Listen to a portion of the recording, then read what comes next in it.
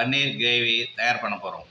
அதுக்கு அமுல் பன்னீர் ஒரு பேக்கெட், ஆவின் பன்னீர் ஒரு பேக்கெட் வாங்கி இப்போ கட் பண்ண போகிறோம். இப்போ பன்னீரை சிறு சிறு துண்டுகளாக நறுக்கி வச்சுருக்கேன். வெங்காயம் தக்காளியை கிரேவிக்கு சிறு சிறு துண்டாக நறுக்கி வச்சுருக்கேன். சிறிதளவு நெய் ஊற்றிருக்கு.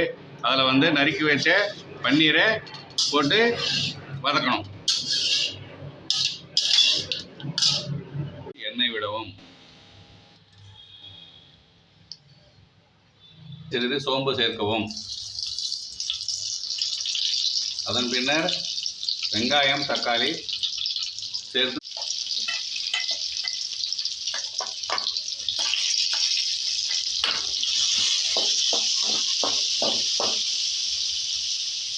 இஞ்சி சேர்க்கவும்.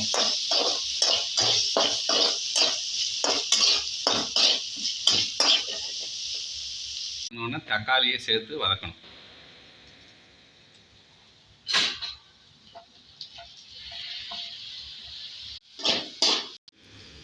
வெறும் மிளகாத்தூள் சேர்க்கவும்.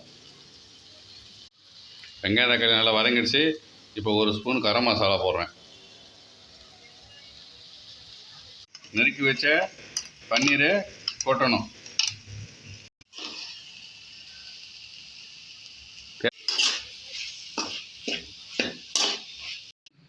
கிரேவி ரெடி ஆகிட்டு இருக்கு.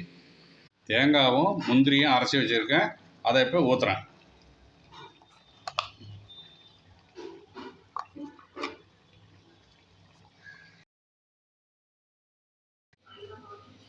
சுவையான ஹை புரோட்டீன் நிறைந்த பன்னீர் கிரேவி ரெடி.